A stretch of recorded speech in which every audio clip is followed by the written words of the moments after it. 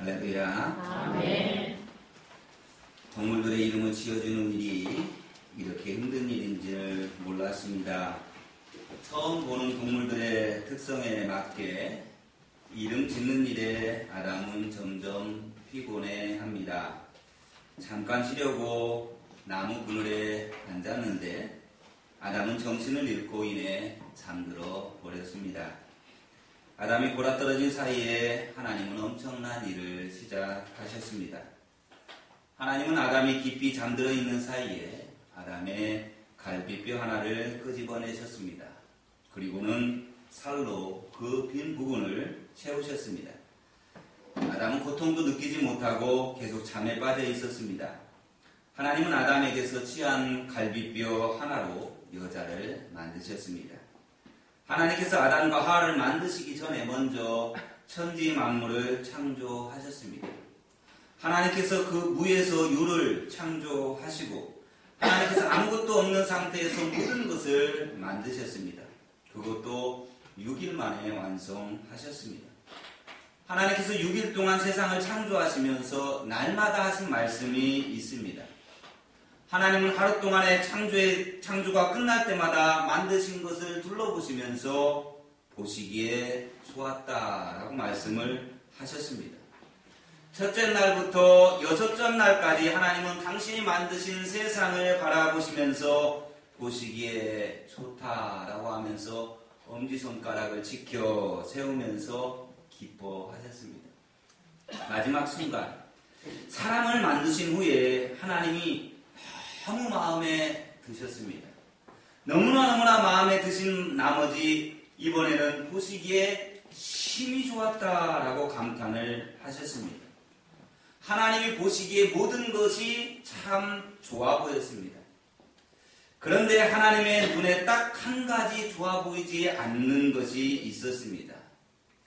그것이 무엇일까요? 그것이 바로 남자가 혼자 있는 것이 좋아 보이지 않았습니다. 창세기 2장 18절 말씀 표준 세번역으로 읽어드리면 이렇습니다. 주 하나님이 말씀하셨다. 남자가 혼자 있는 것이 좋지 않으니 그를 돕는 사람 곧 그에게 알맞은 짝을 만들어 주겠다. 하나님께서 창조하신 모든 것이 보기 좋았습니다. 단 하나 하나님을 닮은 사람 아담이 홀로 있는 게 하나님 보시기에 좋지 않았습니다.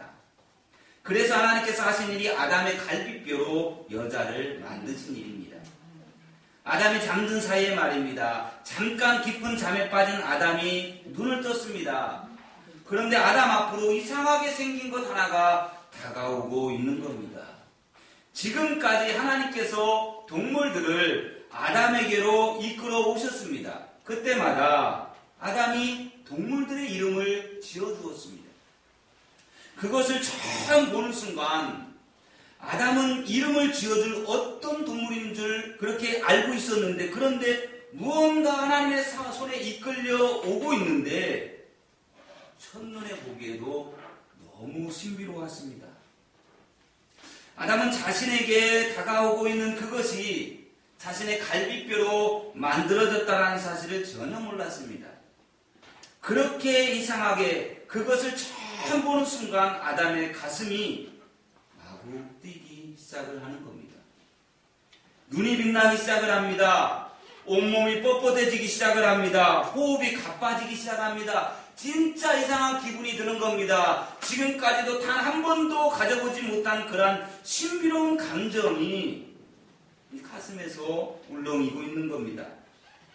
아담의 눈에 그것은 너무 아름답고 너무 매력적이게 보였습니다. 아담은 너무 좋아서 입을 다물지 못했습니다. 너무 좋은 나머지 아담이 갑자기 소리를 크게 지릅니다. 창세기 2장 23절의 말씀이지요. 아담이 이르되 이는 내 뼈 중에 뼈요 살 중에 살이라 이것을 남자에게서 취하였은즉 여자라 부르리라 하니라. 이 말씀을 표준 세번역으로 다시 읽어드리면 그때에 그 남자가 말하였다. 이제야 나타났구나. 이 사람 뼈도 나의 뼈 살도 나의 살 남자에게서 나왔으니 여자라 부를 것이다. 영어로 남자는 man이라고 합니다. 여자는 woman이라고 하지요. 왜 남자를 뜻하는 man 앞에 wo, 우라고 하는 단어가 붙여져서 여자가 되었을까요? 자궁을 뜻하는 wom이라고 하는 단어와 남자를 뜻하는 man이라고 하는 단어가 합쳐져서 woman이 된 것일까요? 그것은 아닙니다. 맨 앞에 우라고 붙여있는 여자를 뜻하는 woman은 그 배경이 창세기 22장 23절에서 나옵니다. 여자는 남자에서 나왔기 때문에 여자가 되어진 겁니다. 이 우의 뜻이 come from이라는 뜻입니다. 뭐뭐로부터 나왔다라고 하는 이유입니다. 그 뜻입니다. 아담은 하나님께서 창조하신 동물들의 이름을 다 지어주었습니다. 하지만 한 번도 동물들의 이름을 지으면서 이렇게 흥분해 본 적이 없어요. 아담이 하와를 처음 본 순간 그의 표정이 어땠을까요? 아담이 하와를 처음 본 순간에 그의 마음이 과연 어땠을까요? 아담이 하와를 처음 본 순간 얼마나 행복했을까요? 아담이 하와를 볼 때에 세상을 다 얻은 것만 같은 그런 기분이었습니다. 보기에 너무 좋은 사람을 만나 입이 귀에 걸릴 지경이었지요. 아담이 하와를 맨 처음 보았을 때 느낀 행복한 감정은 이미 하나님께서 세상을 창조하시면서 날마다 맛보신 바로 그 감정이었습니다. 하나님께서 보시기에 좋다라고 하셨고 하나님의 형상으로 사람을 만드시기에는 보시기에 심히 좋았더라라고 말씀하셨습니다. 하나님께서 사람을 만드시고 보시기에 심히 좋았더라고 말씀하실 때에 그때의 하나님의 표정은 어땠을까요? 하나님께서 아담을 보실 때에 하와를 보실 때에 정말 혼자 보기 아까울 정도로 좋아하셨습니다.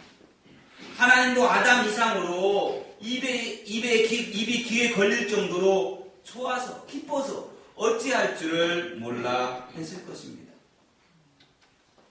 아담이 하와를 처음 보고 느낀 감정과 가슴 벅찬 고백은 신혼 부부들에게만 해당되는 말일까요?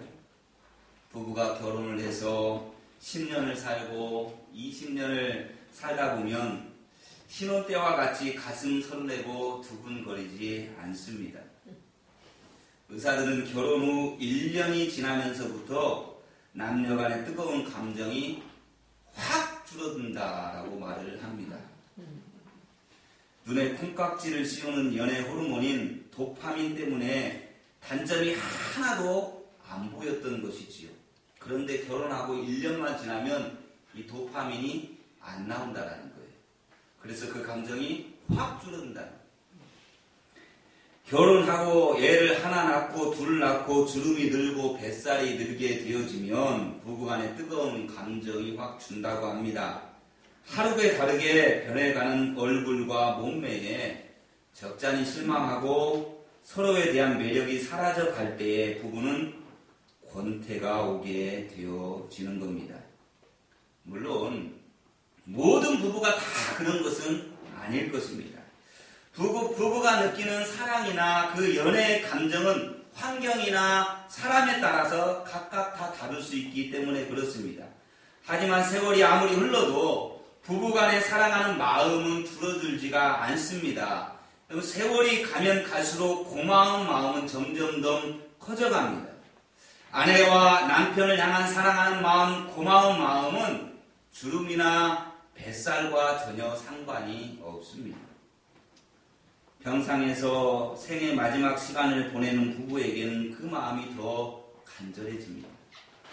마지막 순간 뼈만 앙상하게 남은 모습에도 사랑하고 고마운 마음은 변함이 없습니다. 사람들은 세월과 상관없이 부부가 서로 사랑하고 고마워하는 건 다 그만한 이유가 있을 거라고 생각을 합니다. 가정적이기 때문에, 자상하기 때문에, 게다가 돈까지 잘 벌어온 남편이기 때문에 아내가 그 남편에게 사랑하고 고마운 마음에 드는 것이다 라고 그렇게 말을 합니다. 자식을 잘 키우고 남편을 하늘같이 떠받드는 내조의 여왕이기 때문에 남편이 아내에게 사랑하고 고마운 마음이 마구 드는 거라고 말을 합니다.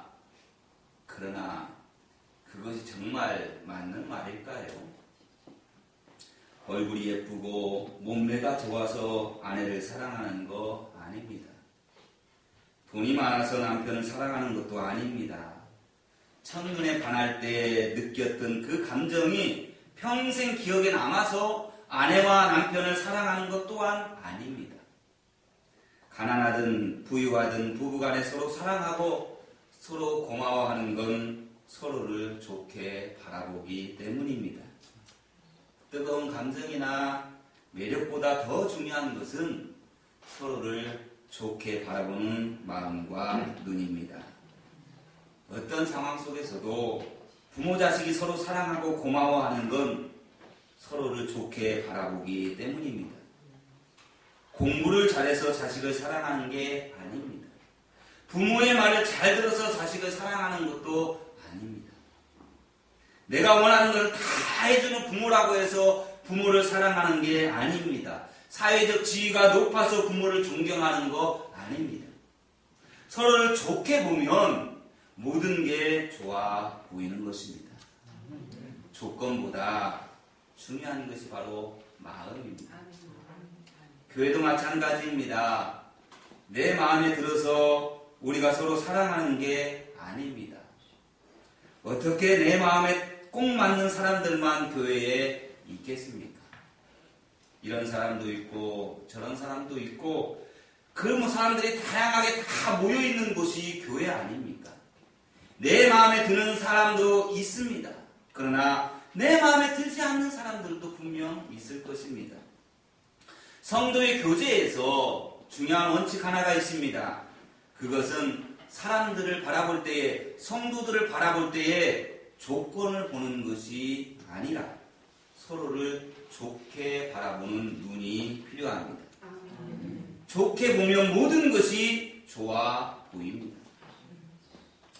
저는 지난주에 우리 성도님들께 큰 감동을 받았습니다.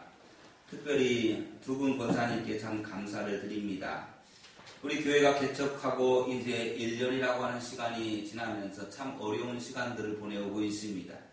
우리 교회도 다른 교회들처럼 교회를 짓고 싶고 교회를 지을 땅도 사고 싶고 교회가 건물이 있는 내 집이 있는 집에서 예배를 드리고 싶어 하는 마음이 한결같습니다. 그런데 교회 재정이나 여러 가지 상황을 보면 힘들고 어렵습니다.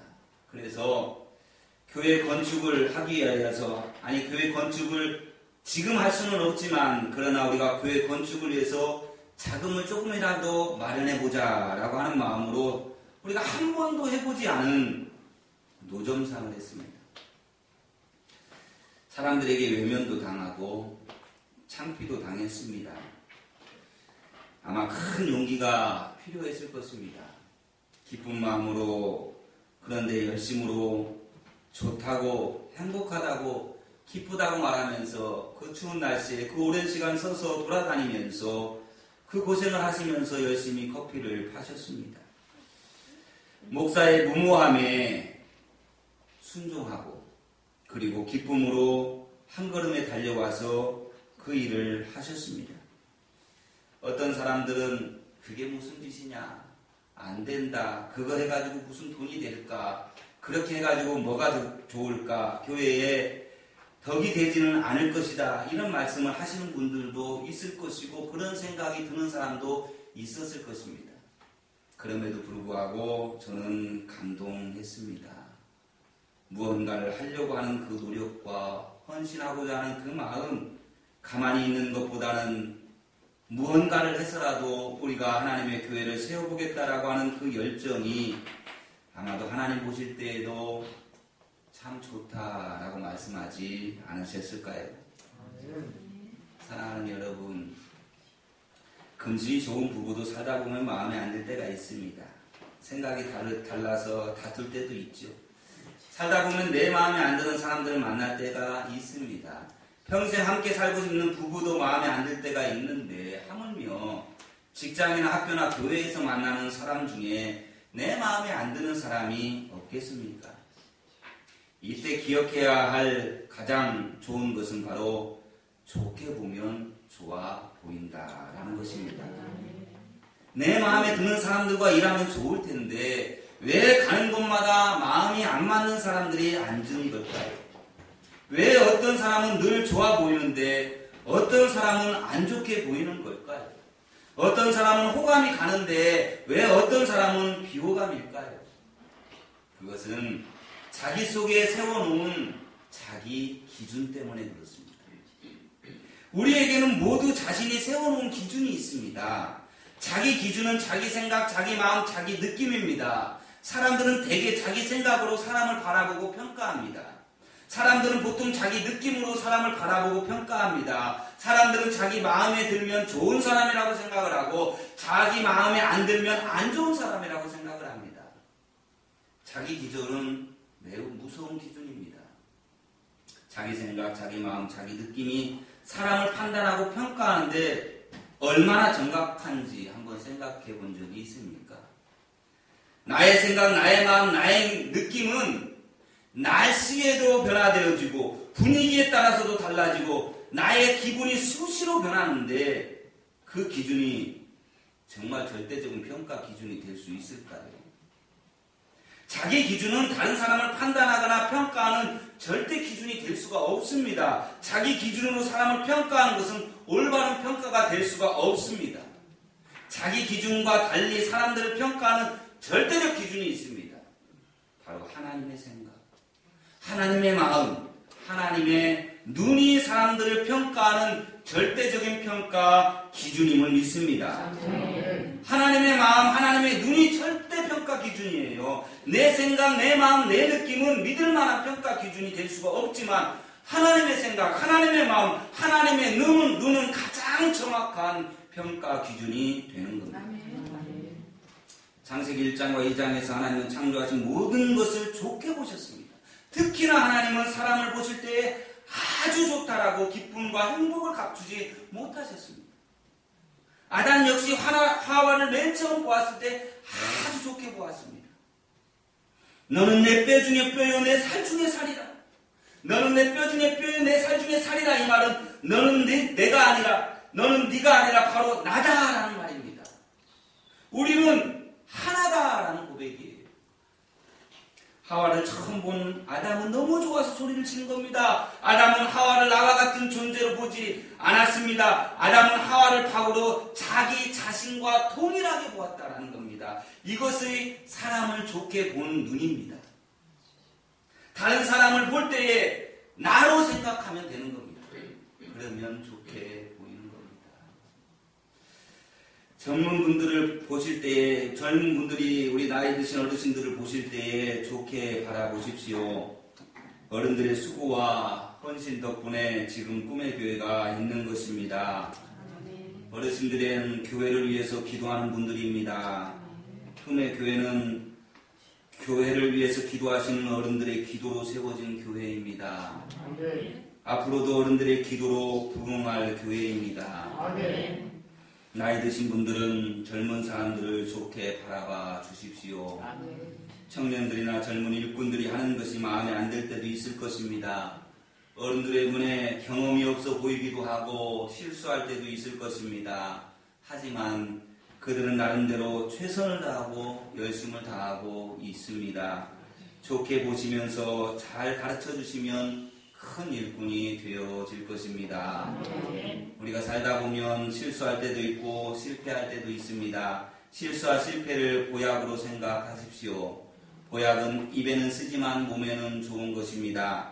누구나 실수하고 실패하며 배우는 것입니다. 그러니 실패할 때 자신을 무능하다고 생각하지 마십시오. 자신을 실패자라고 생각하지 마십시오.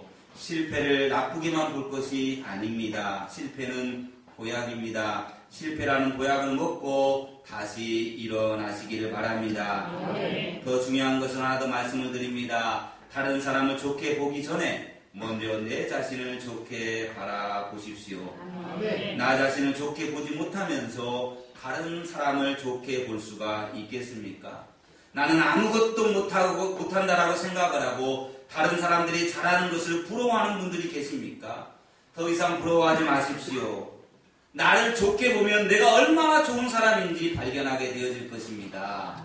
좋게 보면 좋아 보이는 법입니다. 살다 보면 어려운 때가 있습니다. 살다 보면 힘든 때가 있습니다. 사람 사는 세상에 좋은 일만 있겠습니까?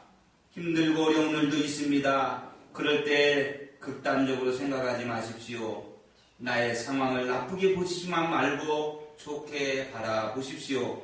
사업에 실패했다고, 시험에 떨어졌다고 인생 포기하지 마십시오. 어려운 일이나 사람을 만날 때 그것을 좋게 바라보십시오. 좋게 보면 좋아 보입니다. 하나님처럼 예수님도 모든 것을 좋게 보셨습니다. 예수님은 하나님의 아들이지만 목수의 아들로 태어나신 것을 좋게 보셨습니다. 예수님은 화려한 왕궁이 아니라 초라한 말구 위에 태어나신 것도 좋게 보셨습니다. 예수님은 하나님의 아들이지만 목수의 아들로 30년 동안 사신 것도 좋게 보셨습니다. 죄 없으신 예수님은 죽을 죄인 취급당하시면서 십자가에 못 박혀 죽는 것도 좋게 보셨습니다. 예수님은 결정적인 순간에 자신을 그것도 3번씩이나 부인한 베드로를 좋게 보셨습니다. 예수님께서 십자가에 못 박혀 죽으실 때에 다 도망쳐버린 제자들도 나쁘게 보지 않으셨습니다. 예수님은 그럴 수 있다라고 생각을 하셨습니다. 예수님은 제자들을 선택할 때부터 제자들을 좋게 보셨습니다. 좀 똑똑하다는 사람들의 기준으로 볼 때는 12제자들 거의 대부분 함량비달입니다. 자경비달이에요. 어떤 분이 재미있는 조사를 했대요. 예수님의 제자 12명의 이력서를 쫙 펴놓고 경영 컨설팅 전문 회사에다가 의뢰를 해보았답니다. 그들이 예수님의 제자가 될 자격이 있는지 한번 알아봐달라는 거죠. 그들에게 예수님의 제자가 될 만한 자격이 충분했을까? 12제자의 자격에 대해서 검사한 결과가 참으로 놀라웠습니다. 당신이 의뢰한 12명의 이력서를 검토하고 심리 테스트와 직업 적성 검사 자료를 모아서 컴퓨터를 넣어서 그 결과를 뽑아보았습니다. 그들은 귀하가 계획하고 있는 일을 하기에 적합하지 않습니다. 전반적으로 학력이 낮고 단체 생활을 할 능력이 없으며 협조 정신이 약해서 경영 관리자로서 부적합합니다. 라고 하는 평명이 나왔어요. 시몬 베드로는 정신적 안정성이 결여되어 있고 성격이 과격해 보입니다. 베드로는 너무 즉흥적인 면이 많습니다. 안드레는 한마디로 무능력한 사람입니다. 배고픈 사람 5,000명을 먹여야 하는데 그가 내놓은 해결책은 고작 도시락을 싸온 아이 하나를 예수님께 데려오는 것이었습니다. 세베대의 아들 야고보와 요한은 회사 이익보다는 자기 이익만 챙기기에 급박한 사람들입니다. 특히 두 사람 성격이 불같아서 일하면서 사람들과 갈등이 많을 것입니다. 도마는 매사에 부정적이고 질문과 생각은 많지만 추진력은 없어 보입니다. 결정적인 순간에는 혼자 어디론가 사라져버립니다. 마태는 돈에 밝은 사람이라 자신의 이익만을 위해서 무엇이든지 할 사람입니다.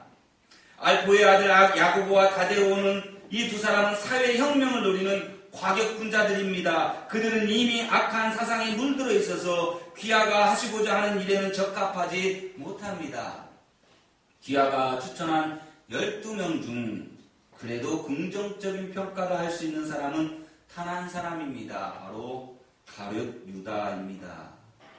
그는 사람을 이끄는 능력도 있고 사회 경험도 풍부합니다. 상류층 사람들을 만날 수 있는 네트워크도 갖추고 있습니다. 따라서 저희는 당신이 의뢰한 12명의 제자 후보 중에서 다 자격 미달이지만 그래도 조금 나은 사람은 가룟 유다 한 명밖에 없으므로 당신의 제자로 추천합니다. 나머지 제자들은 다시 찾아보시는 게 좋을 것 같습니다.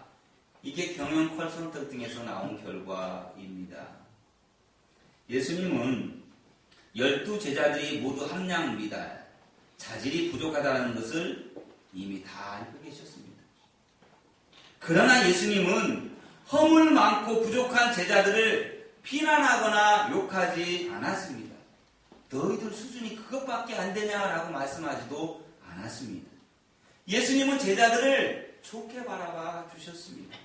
그 결과 가룟 유다 한 명을 제외하고 나머지 제자들은 기독교 역사에 길이 남을 만한 일을 하였습니다. 부족하고 허물 많은 제자들을 통해서 하나님의 복음이 온 땅에 전파되어진 것입니다. 우리 눈에는 한참 부족한 제자들이지만 예수님은 그들을 좋게 보셨습니다. 사람을 바라보는 눈이 예수님은 정확하셨다라는 겁니다. 좋게 보면 좋아지는 것입니다. 좋게 보면 크게 보이는 흠도 작아 보이는 겁니다. 좋게 보면 점점점 좋은 사람이 되어지는 겁니다. 여러분, 이것이 교육심리학에서 유명한 피그말리온 효과라고 하는 효과입니다. 이 피그말리온과 갈라테아 이야기가 있습니다. 그리스 신화를 기록한 고대 로마의 유명한 시인인 오비디우스가 변신 이야기라고 하는 책 제10권에 수록한 내용입니다. 그리스 신화에 나오는 왕 피그말리온은 유능한 조각가였습니다. 피그말리온 왕은 세상의 여자들에게 아름다움을 느끼지 못하고 그 어떤 여자도 사랑할 수 없었습니다. 그래서 그는 자신이 사랑하고 싶은 아름답고 사랑스러운 여인을 조각하기 시작을 했습니다. 꽤 오랜 시간이 걸려서 드디어 아주 아름다운 조각품을 완성을 했습니다. 피그말리온 왕은 자신이 조각한 그 여인에게 갈라테이아라고 하는 이름을 붙여주었습니다. 그런데 조각상을 완성한 후에 피그말리온은 그만 자신이 조각한 여인상과 사랑에 빠지고 말았습니다. 피그말리온은 하루 종일 그 조각상만 바라보면서 보냈습니다. 그러던 어느 날 사랑의 아픔에 시달리던 피그말리온은 아프로디테 여신의 신전을 찾아가서 자신의 사랑을 이루게 해달라고 부탁을 했습니다. 정말 터무니없는 소원이었지요. 그렇게 공허한 소원을 빌고 집으로 돌아온 피그말리온은 슬픔에 젖어서 자신이 조각한 여인상을 꼭 끌어안았습니다. 이룰 수 없는 사랑을 안타까워하면서 말입니다. 그런데 이상한 일이 일어났습니다. 항상 차디차기만 했던 조각상이 오늘따라 왠지 따뜻하게 느껴집니다.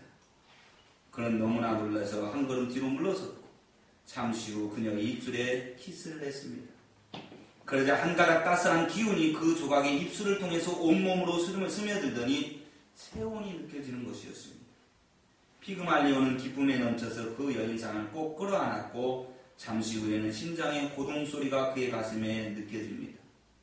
피그말리온은 자신이 조각한 여인과 나중에 결혼을 합니다. 그리고 아이도 낳고 행복하게 잘 살았다고 합니다. 아멘이 아니라 말도 안 되는 소리지. 말도 안 되는. 피그말리온 효과. 그런데 이 피그말리온 효과를 교육심리학에서 사용했는데 학생은 교사의 눈을 통해서 자기 자신을 바라본다라고 하는 이론을 냈습니다. 교사가 칭찬하고 격려하고 기대하면 기대할수록 학생들의 학습 능력과 성취도가 높아진다라는 말입니다. 이 피그말리온 효과가 교육에 효과가 있는지 직접 실험해 본 사람이 있습니다. 그가 바로 하버드 대학교 사회심리학과 교수인 로버트 로젠탈입니다.